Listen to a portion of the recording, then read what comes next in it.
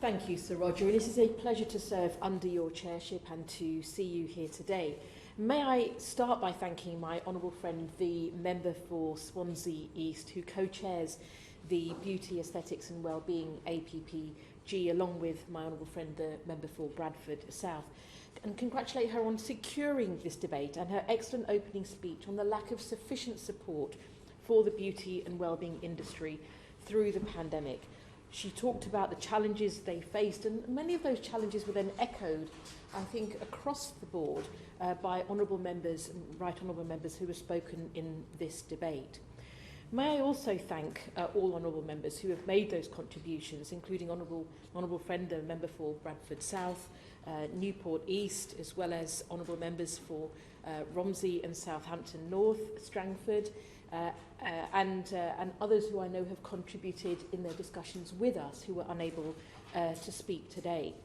There were many important points made, including by, if I may mention, the points made by my honourable friend, the member for Newport East, on the support provided also by the Welsh government, Welsh Labour government, but also very powerful points made by the member for Romsey and Southampton North, really highlighting how so much more, how this is a women-led sector, employing women, but also is a BAME-led sector in many ways, but serving men and women, young and old, across the country, probably one industry that serves probably almost everybody in the country at some point.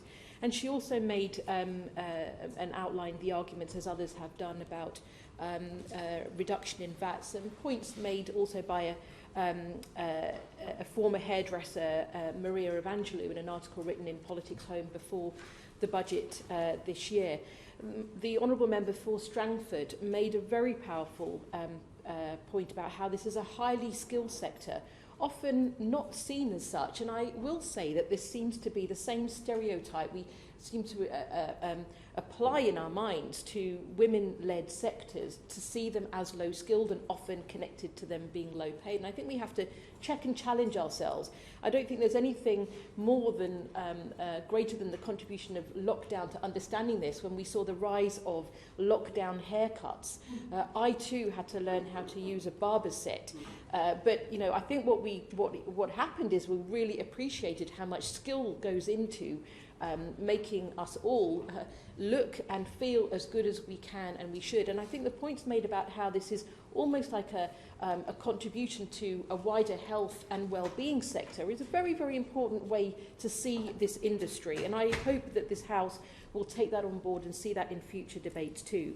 And so the contribution of the beauty and wellbeing sector must not be overlooked, as I think we have all come to feel that it has been during the last year by the government, because the sector also contributes so much to us in our well-being, but also economically to our high streets and to our communities and to our economy. I think the contribution of this in terms of being the lifeblood of the high streets, I think was the phrase used by my honourable friend, the member for Bradford South, is incredibly powerful and doesn't understate what it actually is.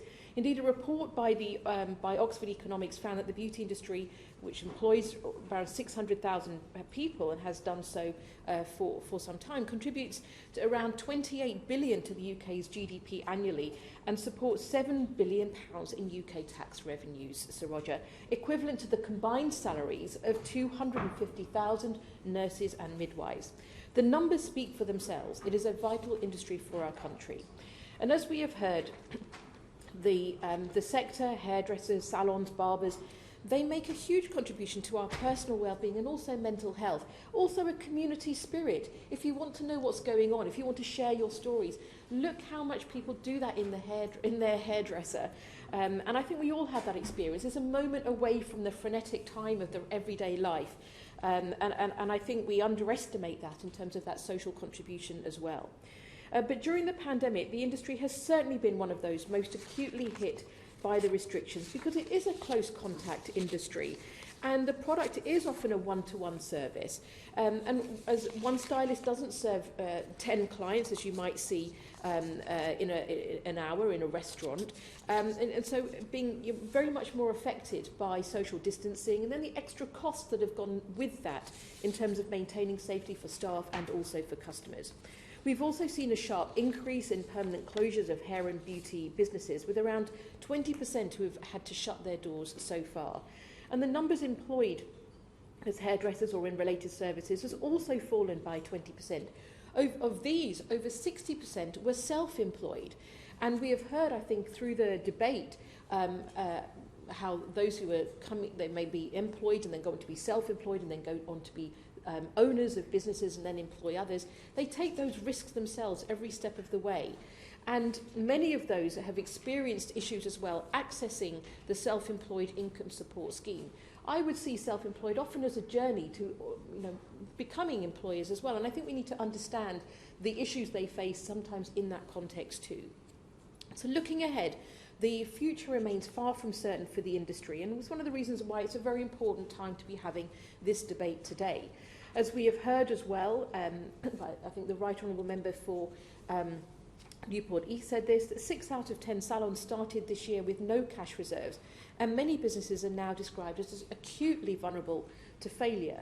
62% of salon owners surveyed by the National Hair and Beauty Federation were not confident they'll remain solvent by the end of this year, and there are also projections of further redundancies of over 15%.